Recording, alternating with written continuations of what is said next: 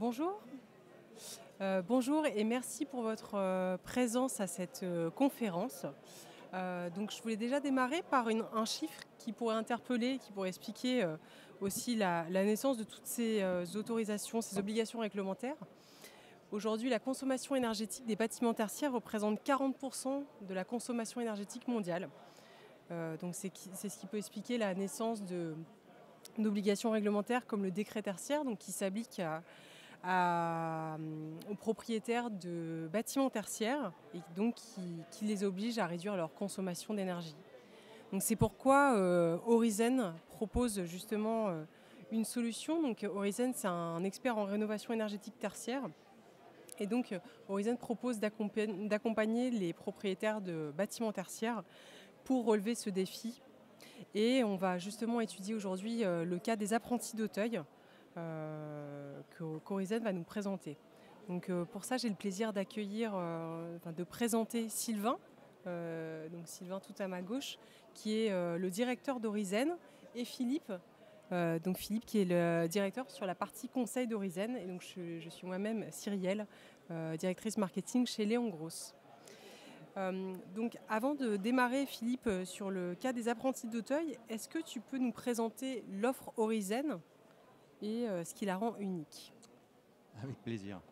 Donc effectivement, Horizon Conseil, c'est un expert de la rénovation énergétique qui a pour but d'accompagner les assujettis au décret tertiaire. Voilà, parce que quand on est une société avec ou une entité avec un parc immobilier et qu'on est face au décret tertiaire, on a pas mal de questions qui se posent de tout type. Quels bâtiments sont assujettis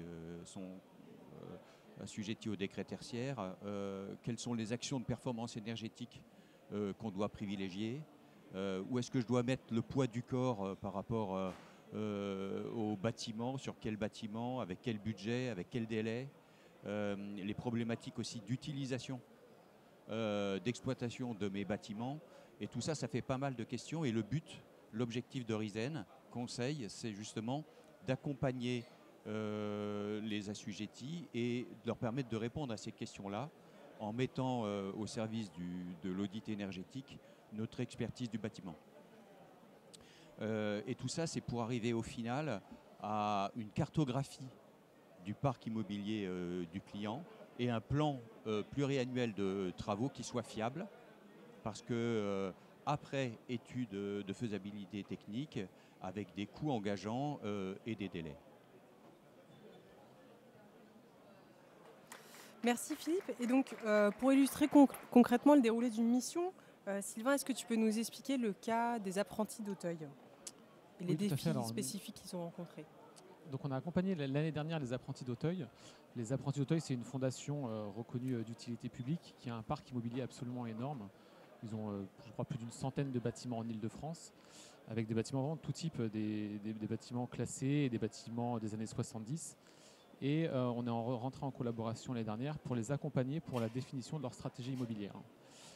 Et donc concrètement, la mission d'Horizon, ça a été d'accompagner ce client-là pour vraiment définir les contraintes réglementaires auxquelles il est assujetti, donc notamment le décret tertiaire avec les différents seuils en 2030, en 2040 et en 2050 à atteindre, et de vérifier dans son parc vraiment si la totalité des bâtiments était assujettis à ce décret tertiaire-là. Et donc la première étape qu'on a réalisée, c'est vraiment une étape documentaire, c'est qu'on a scanné un à un les différents bâtiments, on les a hiérarchisés en fonction de leur taille, de leur consommation énergétique et de leur usage, pour vérifier les bâtiments qui étaient vraiment soumis au décret tertiaire et ceux qui ne l'étaient pas. Et donc comme ça, sur les 103 bâtiments, on en a éliminé une vingtaine qui ne rentraient pas dans le cadre de la réglementation et donc pour lesquels les apprentis d'Auteuil n'étaient pas soumis à des contraintes réglementaires si importantes que le décret tertiaire. Donc là, c'est la première étape, c'est vraiment de vérifier le cadre dans lequel on va intervenir pour bien fixer les bases de l'étude. Et ensuite, on va regarder les bâtiments les uns par rapport aux autres et on va chercher à les hiérarchiser. Alors ça, c'est un graphique moi, que j'aime plutôt bien, qui est assez didactique, où on positionne en fait chacun des bâtiments sur ce graphique, où en abscisse, on met la consommation globale du bâtiment. Donc plus un bâtiment est sur la droite, plus il a un poids énergétique important. Donc soit c'est une passoire thermique, soit il est très très grand. Et en ordonnée, c'est sa consommation surfacique. C'est le nombre de kilowatts par mètre carré qu'il consomme. Et donc là, plus le bâtiment il est haut, plus c'est une passoire thermique. Et donc de manière assez naturelle, ensuite on peut définir 4 quarts dans ce graphique-là. En rouge, c'est les bâtiments qui ont un poids énergétique vraiment très très fort et une consommation énergétique surfacique très mauvaise. Donc c'est vraiment les grosses passoires thermiques où là il faut intervenir en priorité. Ceux qui sont en bas, ils ont un ratio surfacique qui n'est pas mauvais, mais vu qu'ils sont très très grands, la moindre petite action, elle génère beaucoup d'économies. Et ensuite les oranges, c'est des petits bâtiments passoires thermiques, et les verts, c'est des petits bâtiments qui consomment pas trop. Donc là, ça ne vaut pas le coup de dépenser beaucoup d'argent. Et donc sur les apprentis d'Auteuil, on a positionné du coup les 83 bâtiments qui étaient soumis au décret tertiaire. Et en définissant différents critères, on s'est rendu compte qu'il y avait 3 sites vraiment qui étaient très lourds dans le poids énergétique et qui étaient des passoires thermiques. Tout un tas de bâtiments qui étaient plutôt pas mal où il ne fallait pas faire grand-chose. Et d'autres bâtiments qui avaient donc des consommations importantes. Là, on est à 400 watts du mètre carré. Donc si on fixe un seuil à 200 watts du mètre carré, on voit que ceux-là, ils sont vraiment très très hauts. Là, ça vaut le coup d'intervenir. Et donc on a hiérarchisé comme ça les différents sites du parc immobilier des apprentis d'Auteuil pour vraiment définir les bâtiments sur lesquels ça valait le coup d'investir de l'argent.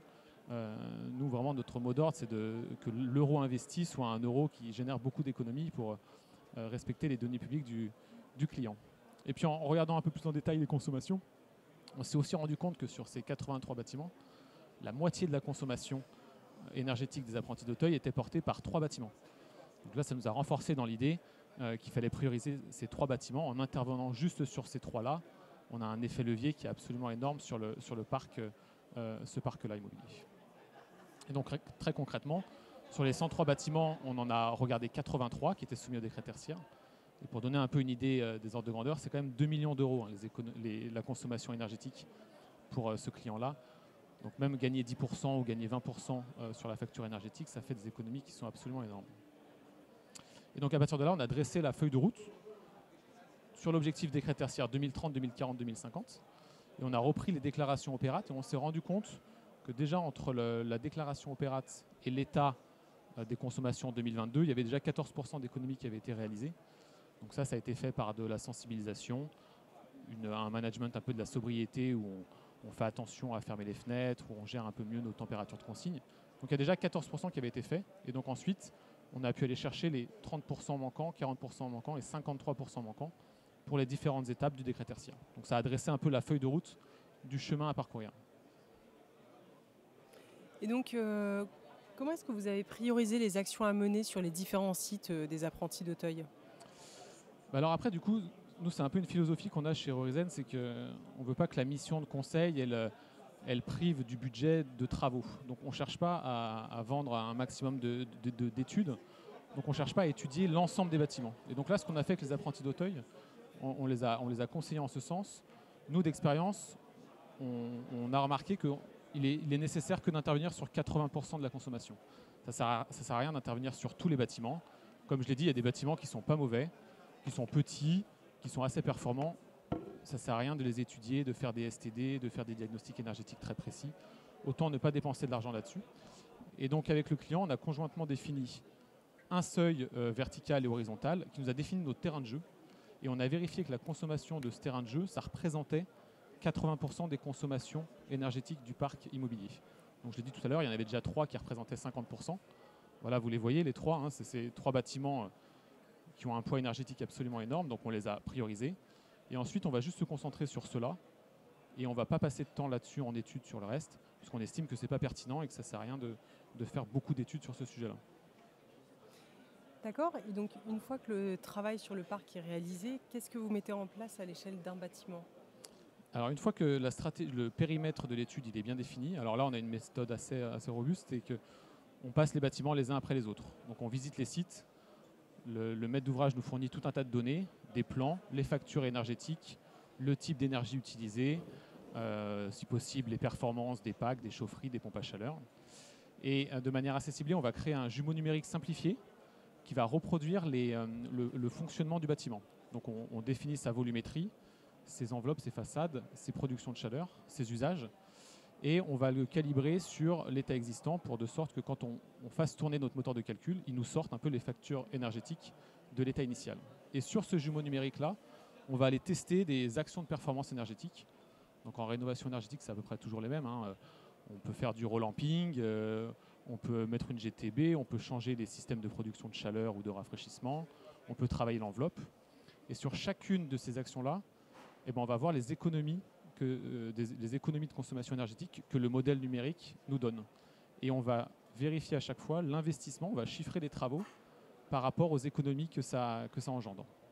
Et chacune de ces actions de performance, on va les regrouper pour faire des bouquets de travaux et pour définir pour chaque bâtiment les scénarios 2030, 2040 et 2050. Comme ça, le client, sur chaque bâtiment, il sait ce qu'il a à faire d'ici 2030, d'ici 2040, d'ici 2050. Il sait combien ça lui coûte en travaux. Il sait les économies d'énergie que ça génère. On peut même aller plus loin, on peut même regarder les subventions et on peut mettre en face des investissements les subventions que le client peut obtenir, que ce soit des C2E, des subventions du fonds chaleur de l'ADEME, des subventions de la région, des départements. Et donc on fait cette étude aussi d'ingénierie financière. Et donc comme ça, on peut vérifier, en classifiant les actions de performance les unes par rapport aux autres, qu'on les fait dans le bon ordre et qu'encore une fois, chaque euro investi, il va dans le sens de l'économie d'énergie. Et donc là, très concrètement, pour un bouquet de 3 sites, sur le site 1, on recommandait en première action de mettre en place une PAC. Ça coûtait tant et ça générait tant d'économies d'énergie. Changer les mesures extérieures, les passages en LED. Ça, c'était le scénario pour faire 30%, puis pour 40%, puis pour 50%. Et donc en fait, on arrive à un plan après pluriannuel où ça dresse un peu la feuille de route et sur le parc et à l'échelle du bâtiment, des travaux à réaliser. D'accord. Et donc là, on parle de la réduction de la facture énergétique, mais est-ce que vous répondez à d'autres enjeux pour vos clients ? Effectivement, c'est assez lourd quand on voit les travaux à réaliser. Ce qu'on recommande souvent, c'est d'associer ces travaux de rénovation énergétique à une stratégie de travaux un peu plus globale. Et donc là, en fonction des contraintes des clients, on rajoute des critères de décision. Alors, il peut y en avoir de tout type. Pour les apprentis d'Auteuil, on a défini avec eux 4 critères. Le premier, c'était l'état du bâtiment. Parce qu'effectivement, si c'est un bâtiment qui doit avoir un projet de rénovation parce que le bâtiment est en mauvais état, autant y associer tout de suite des travaux de rénovation énergétique. Donc les apprentis d'Auteuil ont noté leur bâtiment de 0 à 5, de très bon état à très mauvais état. Et de sorte que si un bâtiment a été rénové il y a moins de 2 ans, même s'il nécessiterait des actions de performance, ce n'est peut-être pas le prioritaire. Donc on a mis ce premier critère-là de l'état de vétusté du bâtiment. Ensuite, ça c'était une spécificité des apprentis d'Auteuil, vu que c'est une fondation reconnue d'utilité publique. En fonction des bâtiments, ils avaient des niveaux de subvention un peu différents. Et donc il fallait, pour débloquer ce gros chantier de la rénovation énergétique, hiérarchiser les bâtiments en fonction du niveau de subvention que ça pouvait apporter. Et enfin, 2 critères purement techniques, vérifier la performance des actions de performance. Donc on vérifiait les APE en fonction des kilowatts d'économie générée par rapport à l'euro investi, et aussi l'amélioration de confort. Il y a des jeunes qui vivent à l'intérieur de ces bâtiments, et donc on a décidé d'intégrer la notion de confort dans notre hiérarchisation. Et donc on a noté, on aurait pu mettre des notes différentes, mais on a décidé que les 4 critères étaient sur le même degré d'égalité. Donc on a noté chacun des 33 bâtiments que j'évoquais avant, de 0 à 5, l'ensemble des sous-critères. On aurait pu en définir d'autres. On a accompagné un autre client qui fait des résidences seniors, où lui, il n'a pas retenu le niveau de subvention, parce qu'il n'avait pas de subvention, c'était un opérateur privé. Par contre, on a noté le niveau de nuisance que généraient les travaux dans son exploitation.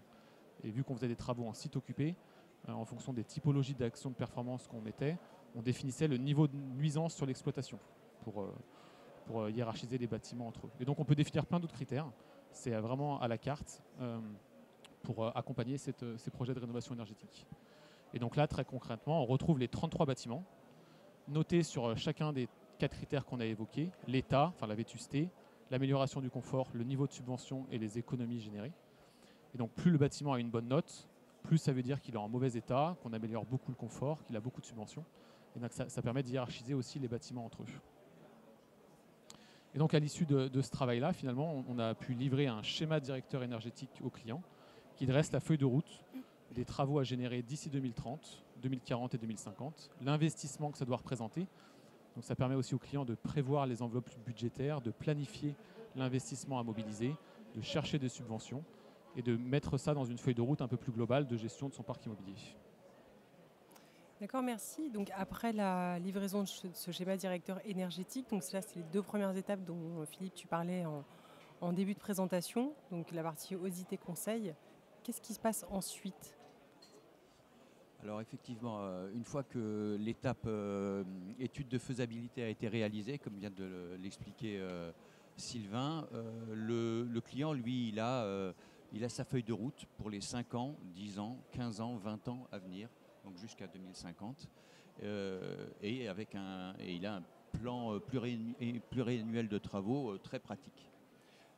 S'il souhaite poursuivre avec nous, eh bien on lui propose en fait un contrat de performance énergétique sur le périmètre qu'il souhaite. Donc ça peut être effectivement sur un bâtiment, sur une partie du parc immobilier ou sur certains lots, c'est à lui de dire. Et dans ce contrat de performance énergétique, eh bien on assume les budgets qui ont été indiqués dans l'étude de faisabilité et dans le plan pluriannuel de travaux. On assume aussi tous les sujets de travaux en site occupé, parce qu'évidemment le bâtiment il a ses contraintes d'occupation et d'exploitation. C'est tout, enfin, le fait de continuer avec Orizen, c'est aussi l'avantage de garder le même interlocuteur qu'on a eu en période conseil, puisqu'il est engagé par les indicateurs qu'il a donnés durant la phase de schéma directeur immobilier.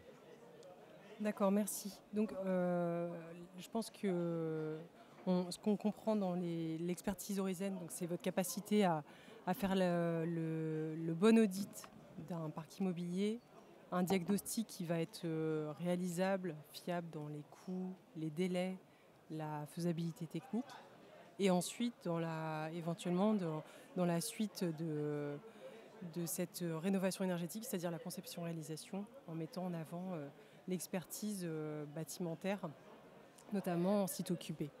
Donc merci beaucoup. Donc finalement, c'est aussi une invitation à relever les défis du décret tertiaire avec Orizen. Donc voilà ce qu'on a souhaité vous présenter. Donc est-ce qu'aujourd'hui est-ce que vous avez des questions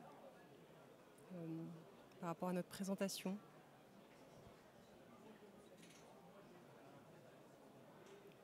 Merci Philippe et merci Sylvain. Merci à tous.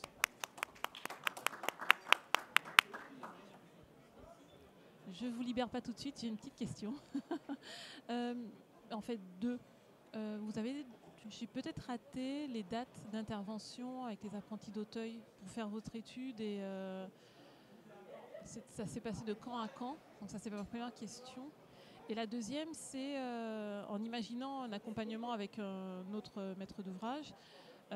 Si vous n'avez pas fait l'étude de faisabilité, est-ce que vous pouvez quand même accompagner ce maître d'ouvrage sur la partie conception-réalisation? Alors sur la temporalité, je crois qu'on a accompagné les apprentis d'Auteuil, c'était sur le premier trimestre 2024. Ça a été de mémoire 3 mois d'études, le temps de mettre en place la collecte de documents et puis de l'analyser et de délivrer le schéma directeur. De mémoire, c'était entre 3 et 4 mois d'études pour faire l'étude de ces 33 bâtiments. Et ensuite, oui, bien évidemment, l'offre, elle s'adapte aussi aux contraintes réelles du projet et des clients, puisqu'on sait qu'il y a tout un tas de diagnostics qui ont été lancés par des clients. Donc, si on doit les reprendre derrière, on les réanalyse. On n'a pas besoin de refaire des diagnostics. Et d'ailleurs, les apprentis d'Auteuil, c'était le cas. Il y a une grosse partie des bâtiments qui avaient déjà eu un audit énergétique. Donc, on est reparti de cet audit énergétique-là pour après refaire tourner nos moteurs de calcul.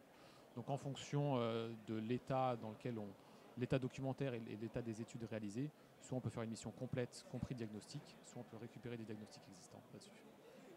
C'est juste la différence, c'est que, comme le disait Philippe, c'est qu'on a la capacité de nous engager sur une obligation de résultat en termes de prix et de consommation énergétique, contrairement à des diagnostiqueurs. Quand on fait la mission de conseil et qu'on dresse la feuille de route pour obtenir moins 30, moins 40 ou moins 50% d'énergie, on s'engage dessus. C'est-à-dire qu'on accepte d'être pénalisé que notre contrat soit un peu remis en jeu si jamais on n'atteint pas les objectifs énoncés, y compris en termes de prix, y compris en termes de subvention. C'est vraiment une offre engageante qu'on fait pour éviter justement que les diagnostics soient remis en question et que comme ça on perde du temps dans la rénovation énergétique. Notre but c'est de massifier un peu la rénovation énergétique et encore une fois c'est dépenser l'argent au bon endroit et donc c'est pour ça qu'on s'engage dans ce domaine-là.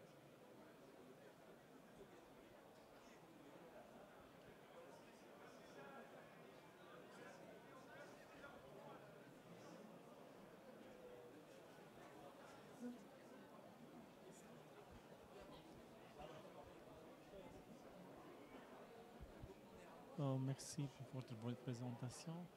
Ce que je veux vous demander, une petite question, c'est l'étude que vous avez présentée maintenant.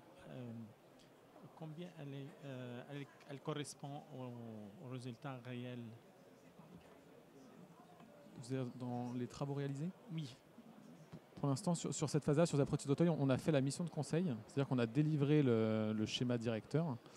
Et pour l'instant, on en est resté là. On n'a pas concrétisé de projet de réalisation, de conception-réalisation ou autre. On est sur les 2 premières phases. Donc, Non, je dis, moi, ce que je demande, réellement, ce que vous proposez, l'étude que vous avez proposée, si elle va après prendre des résultats réels, est-ce que ça va correspondre Ah oui, 50%, ah non, pas 75%, 50%, ça vaudrait pas le coup, mais oui, en fait, ce qu'on réalise, 70%, 80%, c'est... non, plus que ça, c'est en fait nous quand on fait tourner les STD sur des modèles simplifiés avec le niveau de recul qu'on a sur ces calculs-là, on rajoute dans le schéma directeur en toute transparence une tolérance de 15% sur notre engagement de performance. On estime qu'on ne se trompe pas à plus de 15% près. Donc dans ce qui devrait se passer, si tout se passe bien, on devrait faire 15% de moins que ce qu'on annonce, mais en tout cas pas plus que ce qu'on annonce. Parce que nous-mêmes, on s'est rajouté une tolérance de 15% sur les calculs qu'on fait. Donc il n'y a pas 50% ou autre de décalage. Oui, parce que votre date, c'est 2030, 2040, 2050. Est-ce que c'est les résultats que vous avez aboutir après cette date, ils sont réels ou bien non? Ça dépend des circonstances. Effectivement. Oui, il y a beaucoup de variables. Effectivement, si les oui. usages changent, L'usage, oui. s'il y a plus d'effectifs, si on change les conditions dans lesquelles on a défini les hypothèses de la simulation thermique dynamique, là, effectivement, ça changera. Mais en tout cas, nous, ce qu'on s'engage à faire dans les premières années qui suivent les travaux, c'est qu'on fait un commissioning et qu'on vérifie et qu'on prouve au client qui nous a passé commande que le bâtiment il atteint les performances qu'on lui a vendues. Donc la première année, la deuxième année, la troisième année, on va relever les compteurs, on vérifie que les économies d'énergie sont bien au rendez-vous. S'ils ne sont pas au rendez-vous, on corrigera ce qui doit être fait pour que la promesse qu'on a annoncée dans les premières étapes, elle soit tenue en réalité. Ça, c'est vraiment l'engagement, c'est une obligation de résultat. Nous, on s'engage sur une obligation de résultat. Merci.